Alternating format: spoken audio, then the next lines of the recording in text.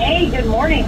By the way, I'm going to have to agree with what I just heard there. I want Donald Trump reaching as many people as possible, and that's why, David, you've seen him doing events in areas where typically Republicans never go. Rally in the South Bronx, rally in North Philly, all these events that he's doing, going into Atlanta.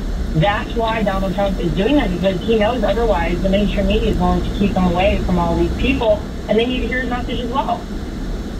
They do, and this is what we're hearing. You know what? Let's pull up this audio. Cut 5. Tim Walz yesterday, Lara, his big night, his first big speech of it, or biggest speech of his career. And this is what he had to say. They'll start jacking up the costs on the middle class. They'll repeal the Affordable Care Act. They'll gut Social Security and Medicare. And they will ban abortion across this country, with or without Congress. Wow. The laundry list. Anything in that laundry that's not dirty? Anything that has come out of anyone's mouth the past 3 days in Chicago at the DNC that has been even slightly truthful and has any sort of basis in fact, the answer to that, David, is no. These people cannot operate in truth or reality, because they would have to tell the American people probably what they already know, because the American people are savvy and smart. And they know that it's Kamala Harris and Joe Biden and the Democrats who have had control of this country for the past 3.5 years. Take a look around, ladies and gentlemen. How is life working out for you with these people at the top? The vast majority, David, of people will tell you life is nearly impossible for them right now. And if I've heard about Project 2025, and I've heard about abortion, and I've heard even the Charlottesville home, that still came out months ago and finally debunked 7 years later, they're peddling all of this trash at the DNC because they cannot speak to the American people, give them a plan by which they could bring their country back to them, make life a little bit better, and convince them that they should have 4 more years of far worse than what they have already had. They can't do it, so they lie. Donald Trump has always said he's not going to touch Social Security and Medicare. Donald Trump has always said, even this morning on Fox News, that he is not going to sign a federal abortion ban. But all they can do is lie. It is so sick, and I think that is all the more reason that we have to work hard for the RNC at the Trump campaign, and Donald Trump has to get out and talk to people, because all they're hearing from the Democrats are lies. To that point, and you're a communications expert long before this job. You and I have known each other a long time. So the person who taught me a bit about what I do on the television side today. So, to put that in focus, speaking to the base, the Democrats are speaking to their base. They don't care about stolen valor. They don't care about anything except voting for their power and voting in what they think is in their best interest.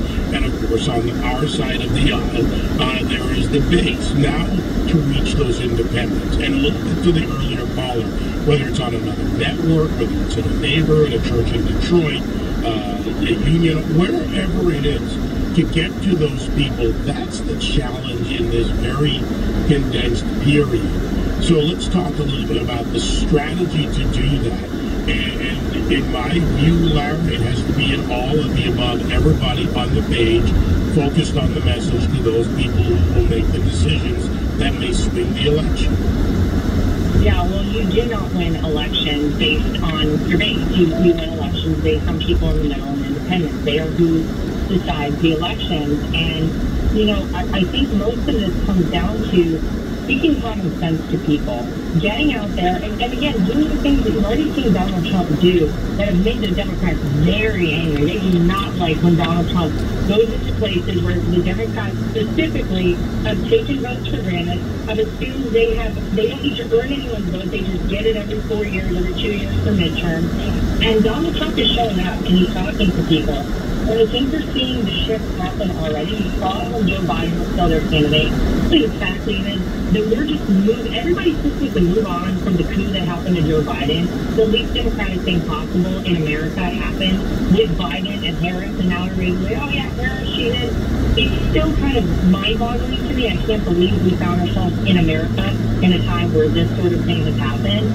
But that said, you saw the trends changing with Donald Trump and lots of different different groups of voters who traditionally are Democrats, specifically black men. You are looking right now at Donald Trump, even with Kamala Harris in the race, only around 21% with black voters in this country.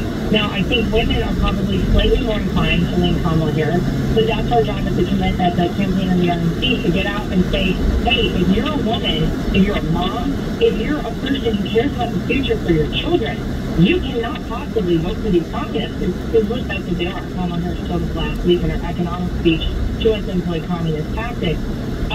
That is how you're going to have to win this election. You look at Jewish voters, specifically in the state of New York. New York has a huge Jewish population compared to the rest of the country.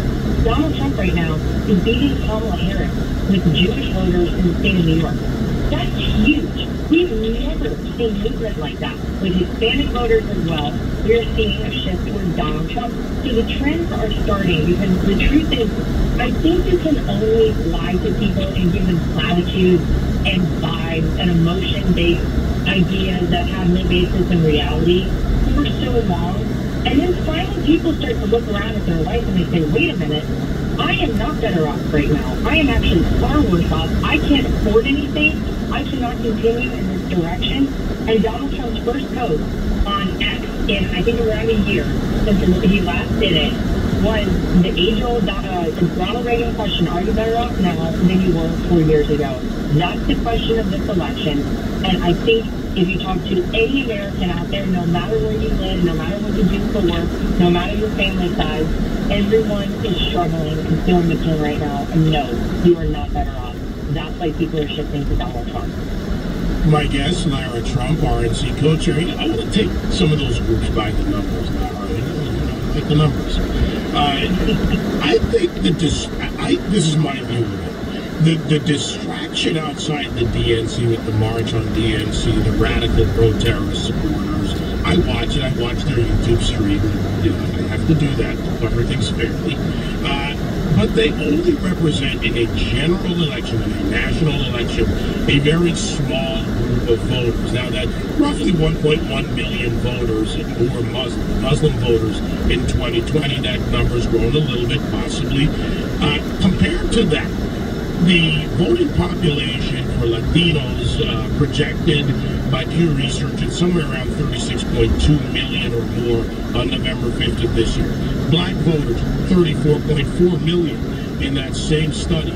So we're talking about even 10% of Latinos and 10% of black voters would far outweigh the Muslim voters, which is why I call it a distraction. Even if every one of those 1.1 or 1.2 million, or maybe 1.3 or maybe less, whatever, voted for Kamala Harris and Tim Walz. So peeling away voters in those other two blocks, and unlike the DNC, I won't ignore Caucasians, because they have a caucus for everybody but the Caucasians. And I think the alliteration of Caucasian caucus is kind of catchy, but they don't have it. So peeling away what you were saying earlier about getting away from the base and getting to those other voters. And from the RNC perspective, what you've done and are still doing and need to do between now and November 5th. Yeah, well, listen, we have boots on the ground, and we have a program that I think is the reason that you saw Donald Trump with the largest primary vote totals in the history of politics during those primaries. We utilize the plan that we are putting in place right now, and it's community-based. It's about going out and actually having the people of your community talk to you and reach out to low propensity voters. It's called Trump Force 47. The website, by the way, if anybody wants to participate, TrumpForce47.com.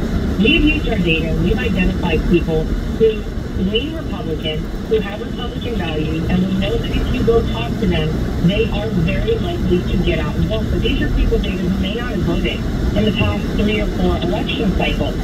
That is who we are going to have to reach out to as well. And so we identify them, we send you the list of names, we send you where they are. And these are people you probably see in your grocery store, at your kid's school, maybe in church. And they know your face and you know them. And whenever you recognize somebody or they live in your community, you're a lot more likely to listen to them. If we mobilize people in that way, if we get our base of voting early, I know Republicans are traditionally a little reluctant to vote early, We worked overtime at the RNC to ensure free, fair, and transparent election, and no matter if you vote on election day, early vote, or mail-in your vote, we have people watching. If you want to volunteer for that, it's protectthevote.com. We have 157,000 volunteers already being trained across this country, David. So we want our voters to get out and vote early, and we want you to help engage the rest of your community, the low propensity voters, the people who we know really right, who we know have values that they share with us as Republicans and conservatives, but maybe have not participated as much in elections. That's another way that we have to operate to be successful in this election. Think about what the 2020 election came down to. It was tens of thousands of votes all across this country in very particular areas. If we have 100 people identifying 100 other people, getting them out to vote, that's the entire election, David, each state. And so that's the model we're trying to use. That's how we're trying to engage communities. And then you're also going to see all of our surrogates. You're going to see me. You're going to see Donald Trump himself. I'm sure many members of our family are back out on the campaign trail, starting at the second early voting rolls around, to try and talk to people and say, listen, you are not getting what you need and what this country deserves from the Democrat Party. You don't have to love everything that Donald Trump posts on Truth Social or on X. You don't have to love the way that he says everything, but you're hiring him to do a job. And this is a person who did the job and did it right for the American people for 4 years. Look at his track record and compare it to Kamala Harris, her failures, the failures of the Democrats, and how it has impacted your life. We have to engage with people that way. And if we get everybody out, all of our voters voting early, we engage with people who are low propensity voters, we will swamp the vote, make it too big to rig, and Donald Trump will become the 47th president. And to that, to that point, protectthevote.com, the website, and I don't have it up in front of me now, but I believe there's election integrity staff in some 18 to 20 states, and that's a key issue. It is. It's the number one focus we've had at the RNC, because look, we can't go back ever and repeat the 2020 election. It was terrible, and it's terrible for our country. We have half the folks in the country really having very little faith, if any, in our electoral process. It's integral to who we are as Americans. And so when Michael Walker and I took over our role as chair and co-chair at the RNC in March, we said, we're going to focus all of our efforts at the RNC on election integrity, making sure that every vote matters and every vote counts in this country, and that only legal votes are counted. And our message has been loud and clear. If you are a person who is going to cheat in an election, we will find you, we'll track you down, and we will prosecute you to the full extent of the law. They roll on the left whenever I say this. They get very upset when I say that, David. And the only reason I can imagine someone would be upset about me saying something like that is if you have some nefarious plans for this election. Likewise, if you are a non-citizen who is illegally voting in our elections, we will track you down, we'll prosecute you to the full extent of the law, and that means you are leaving this country. ProtectTheVote.com is the website. We have pledged to have 5,000, and we already have plenty to fill those spots, so we can always use more people volunteering as poll watchers, poll workers, working in the tabulation centers, and as legal experts, boots on the ground, every time a vote is cast and every time a vote is counted in all of the important polling locations around this country.